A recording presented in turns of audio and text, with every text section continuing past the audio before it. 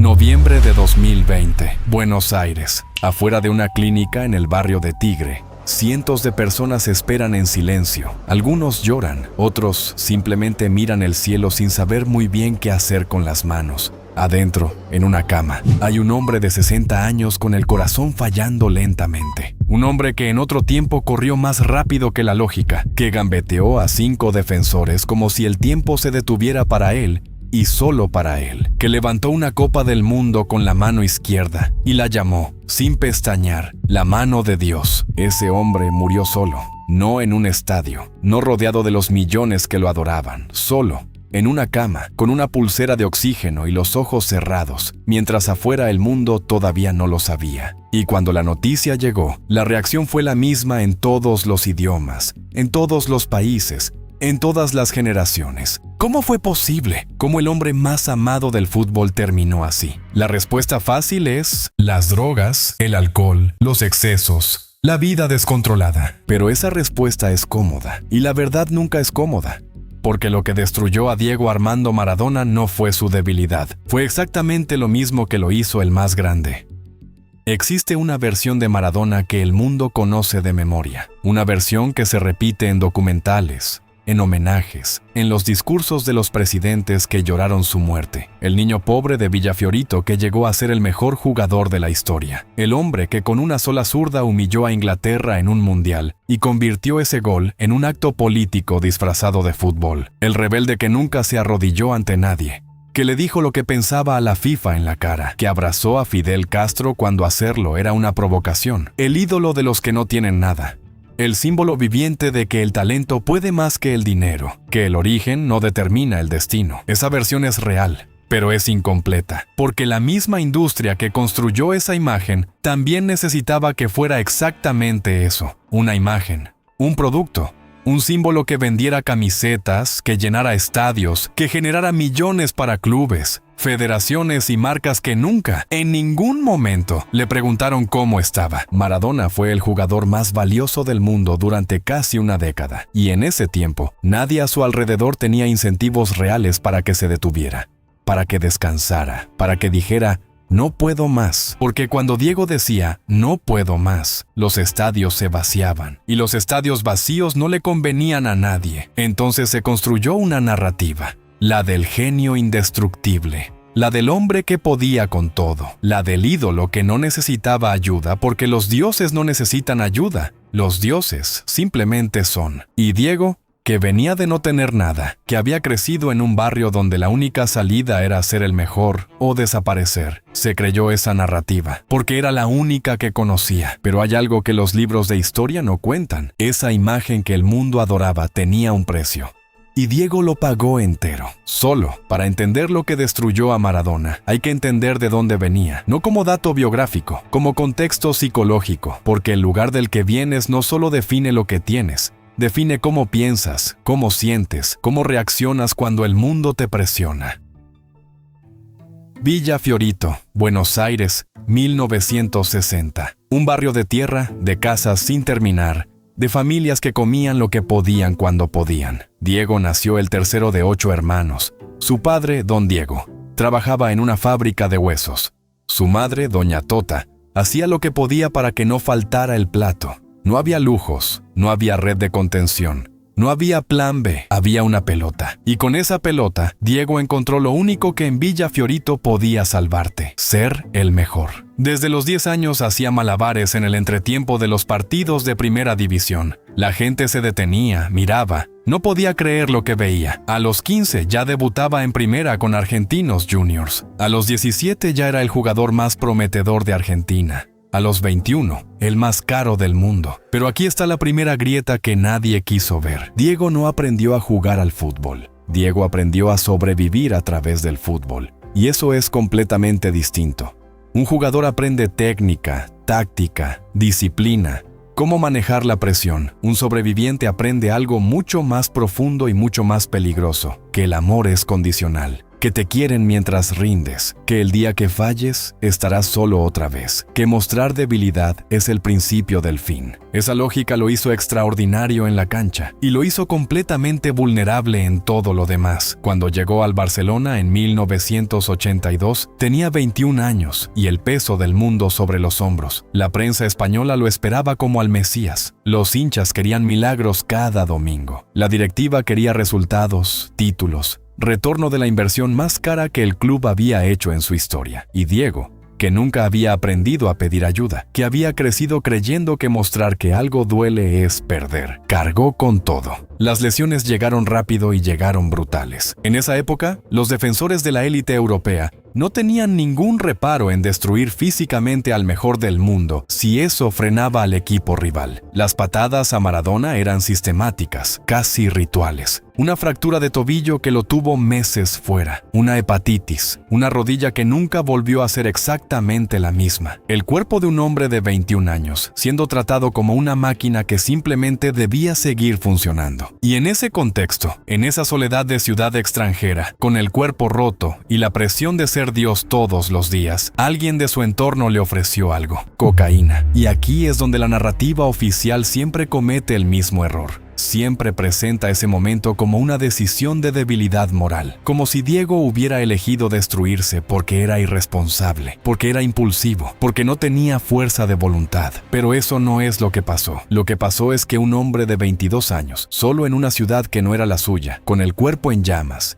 y la mente agotada de sostener una imagen que no había pedido, encontró algo que por primera vez en años le hacía sentir que podía respirar, que podía bajar la guardia, que podía, aunque fuera por unas horas, dejar de ser Maradona y simplemente existir. Esa fue la primera grieta real, no la droga en sí, sino el vacío que la hizo posible. Un vacío que el Barcelona sabía que existía, que los dirigentes veían, que los médicos del club conocían y que nadie trató seriamente porque Diego seguía jugando. Seguía ganando, seguía siendo el activo más valioso del club. El mundo que lo adoraba nunca quiso ver esa grieta. Era más cómodo seguir viendo al genio que reconocer al hombre que se estaba rompiendo. México, Copa del Mundo. Diego Armando Maradona tiene 25 años y está jugando el mejor fútbol que un ser humano ha jugado jamás en un torneo de esa magnitud. No es una opinión. Es el consenso de entrenadores, jugadores y analistas de 5 décadas distintas. En cuartos de final, contra Inglaterra, mete 2 goles en el mismo partido que resumen todo lo que era y todo lo que representaba. El primero, con la mano, con descaro, con picardía de barrio, mirando al árbitro a los ojos sin parpadear. El segundo, gambeteando a medio equipo inglés, en 11 segundos que la FIFA eligió como el mejor gol del siglo XX. 11 segundos que contenían todo: la velocidad, la inteligencia, el instinto,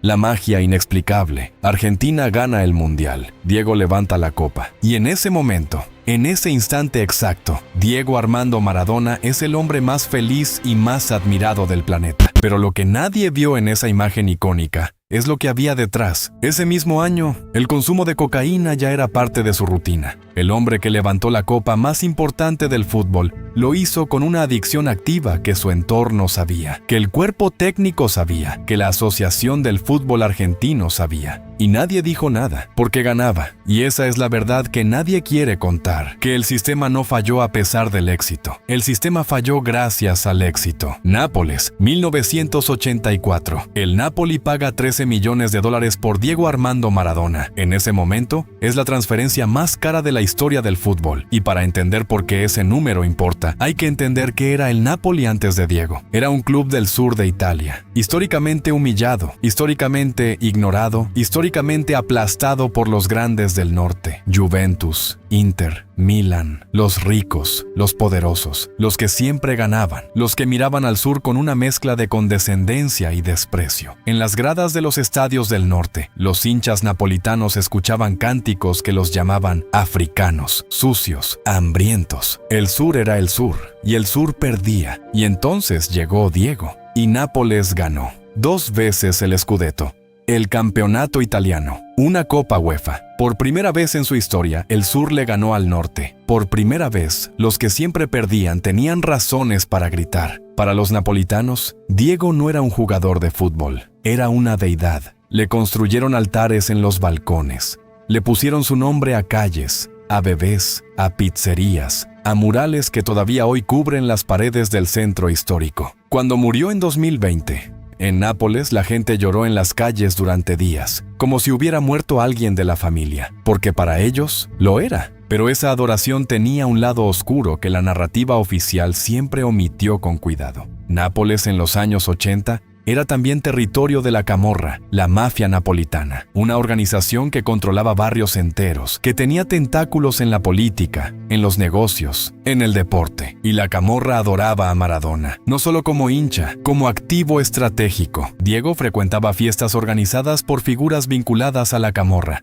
Recibía favores, tenía acceso constante a drogas sin consecuencias, sin riesgos, sin nadie que le dijera que no. Y el Napoli, que lo sabía, que no podía no saberlo, miraba para otro lado, porque Diego llenaba el estadio, porque Diego ganaba campeonatos, porque Diego era el negocio más rentable que el club había tenido en su historia. Eso no es especulación ni teoría de conspiración, es parte del expediente judicial que se abrió en Italia en 1991, cuando Maradona dio positivo por cocaína y fue suspendido 15 meses. En ese proceso salieron a la luz conexiones documentadas entre su entorno inmediato y estructuras de la Camorra. Salieron nombres, salieron fechas, salieron lugares, pero la narrativa oficial eligió otra versión. Diego era un genio autodestructivo, un hombre que no supo manejar la fama, un caso trágico pero esencialmente individual, esencialmente personal. Esencialmente culpa suya. Esa versión es conveniente porque no tiene responsables institucionales. La verdad tiene responsables con nombre y apellido. Tiene el nombre del presidente del Napoli que sabía lo que pasaba y eligió no actuar mientras el club ganaba. Tiene el nombre de los dirigentes de la FIFA que miraron para otro lado durante años, porque Maradona era el producto más valioso del fútbol mundial. Tiene el nombre de los representantes que se enriquecieron con Diego mientras él se hundía, que firmaban contratos y cobraban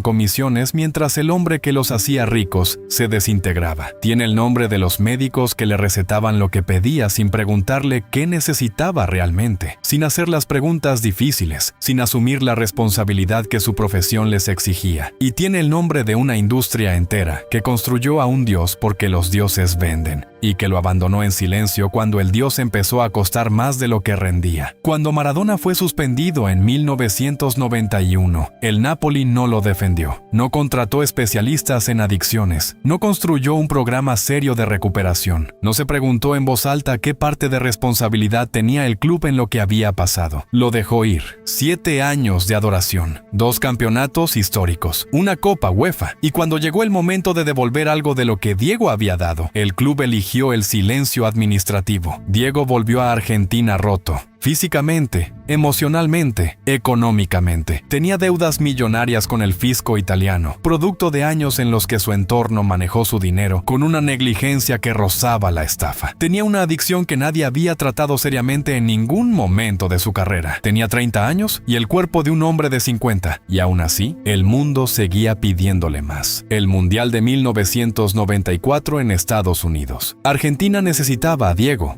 Diego, que llevaba años luchando contra su adicción con resultados irregulares, que había pasado por clínicas de rehabilitación en Cuba y en Argentina, que había subido y bajado de peso de manera alarmante, que daba señales visibles de que algo no estaba bien, fue convocado de todas formas, jugó 2 partidos, marcó un gol, y en el festejo de ese gol, corriendo hacia la cámara con los ojos desorbitados, con una intensidad que iba más allá del fútbol. Hay algo que millones de personas vieron en directo, pero muy pocos nombraron en ese momento. Ese no era el festejo de un hombre feliz. Era el festejo de alguien que necesitaba desesperadamente demostrar que todavía existía. Días después, dio positivo por efedrina. Fue expulsado del Mundial en tiempo real, ante los ojos del mundo entero, y el mundo que lo había convocado, que lo había necesitado, que lo había usado una vez más cuando le convenía, lo abandonó otra vez, sin preguntas, sin responsabilidades, sin mirar hacia adentro, solo el silencio cómodo de quien señala al caído y dice, él se lo buscó, Detente un momento y piensa en esto con frialdad. Diego Armando Maradona fue identificado con un problema serio de adicción por primera vez a los 22 años, durante su etapa en el Barcelona. Murió a los 60. Esos son 38 años. Casi 4 décadas de una batalla que nunca tuvo el soporte real, sostenido y desinteresado que cualquier ser humano en esa situación merece. 38 años en los que cada vez que parecía recuperarse, el mundo lo volvía a poner en el centro del escenario. Cada vez que necesitaba desaparecer, alguien le ofrecía un micrófono, una cámara, un contrato, una selección nacional que dirigir, un club que salvar, una aparición televisiva que hacer, porque el nombre Maradona seguía siendo negocio. Aunque el hombre detrás del nombre estuviera pagando un precio que nadie quería calcular. ¿Cuántas personas sabían que Diego estaba mal y eligieron no actuar? ¿Cuántos dirigentes, representantes, médicos, periodistas, personas de su entorno más cercano vieron lo que pasaba y miraron para otro lado, porque era más conveniente, más rentable, más cómodo tener a Diego funcionando que a Diego recuperado? Y la pregunta más incómoda de todas, la que casi nadie se hace: ¿cuántos de nosotros, como audiencia, como hinchas, como consumidores de su imagen durante décadas, fuimos parte de ese sistema sin saberlo? Porque cada vez que pedíamos más de Diego, cada vez que lo queríamos en la cancha, aunque su cuerpo dijera que no, cada vez que lo aplaudíamos sin preguntarnos cómo estaba, cada vez que consumíamos su imagen sin cuestionarnos el costo humano detrás de ella, éramos parte de la máquina que lo consumía. Esa es la verdad que nadie quiere contar, porque implica mirarse al espejo. En los últimos años de su vida, Diego Armando Maradona era técnico de equipos en México, en Bielorrusia, en Dubái, en Argentina. Aparecía en televisión con los ojos vidriosos. Daba entrevistas donde a veces no terminaba las frases, donde la lucidez llegaba en destellos y luego se iba. Sus apariciones públicas alternaban entre momentos de brillantez genuina, de ese Diego que cuando hablaba de fútbol seguía siendo el más inteligente de la sala, y momentos que generaban una preocupación que los medios raramente verbalizaban. Y sin embargo, los medios seguían transmitiéndolo, las marcas seguían pagándole, los clubes seguían contratándolo, las televisoras seguían poniéndole un micrófono delante, porque el nombre Maradona todavía vendía, aunque el hombre detrás del nombre se estuviera desmoronando en tiempo real. En 2019, cuando asumió como técnico de Gimnasia y Esgrima La Plata en Argentina, las imágenes de su presentación dieron la vuelta al mundo. Diego, con dificultad visible para caminar, con el rostro hinchado por años de medicación y deterioro físico, siendo sostenido por personas de su entorno mientras miles de hinchas lo aclamaban con una emoción genuina y desbordante. Fue un momento simultáneamente conmovedor y profundamente perturbador. Conmovedor porque el amor de la gente era real. Nadie en ese estadio quería hacerle daño a Diego. Lo amaban de verdad, con esa clase de amor popular que no se fabrica y no se compra. Perturbador porque ese amor, tan real y tan masivo, nunca se tradujo en la pregunta correcta. ¿Está bien, Diego? No. ¿Puede dirigir? No. ¿Puede aparecer en cámara? No. ¿Puede ser la cara de este club? Simplemente, ¿está bien? Nadie la hizo en voz alta. O si la hicieron, nadie escuchó la respuesta. Cuando murió el 25 de noviembre de 2020, la causa oficial fue un paro cardíaco. Tenía 60 años. Había sido operado del cerebro semanas antes por un hematoma subdural. Su recuperación postoperatoria se realizó en una casa particular, sin el equipamiento médico que su condición requería, con un equipo de salud cuya idoneidad quedó en entredicho desde el primer momento. Lo que vino después de su muerte fue más revelador que la muerte misma. Se abrió una causa judicial contra 8 personas de su equipo médico, incluyendo su neurocirujano y su psiquiatra, acusados de homicidio culposo con dolo eventual. Las acusaciones incluían abandono de persona, negligencia médica grave y falsificación de documentos clínicos. Las conversaciones privadas entre los médicos, filtradas y publicadas por la prensa argentina, mostraban algo que resultó difícil de leer para cualquiera que hubiera amado a Diego. Profesionales que se reían de su estado, que minimizaban síntomas de alarma, que no tomaban las medidas básicas que cualquier paciente en su condición requería, que discutían entre ellos sobre responsabilidades mientras el hombre al que debían cuidar se deterioraba. Diego no murió de sus excesos de los años 80 y 90. Diego murió porque en sus últimas horas, las personas con la responsabilidad legal y ética de cuidarlo eligieron no hacerlo. Y eso no es la historia de un genio autodestructivo que se consumió a sí mismo. Eso es la historia de un hombre que fue fallado, sistemáticamente y en múltiples momentos de su vida, por todos los sistemas que debían protegerlo, por la industria del fútbol que lo usó sin cuidarlo, por el entorno que se enriqueció con él sin servirle, por una cultura que prefiere el mito al hombre, que prefiere la estatua al ser humano que hay detrás, y por todos nosotros que durante décadas elegimos ver al Dios y no al hombre que se estaba rompiendo detrás de la imagen. Hay una foto de Diego que muy poca gente conoce. No es la del gol del siglo, no es la de la Copa del Mundo con los brazos en alto, no es la del festejo con los ojos desorbitados en el 94. Es una foto de un niño de 10 años en Villafiorito, con una pelota bajo el brazo y una sonrisa que todavía no sabe lo que le espera. Un niño flaco, con ropa sencilla, en un barrio de tierra. Un niño que todavía no es símbolo de nada, que todavía no tiene el peso del mundo sobre los hombros. Ese niño solo quería jugar,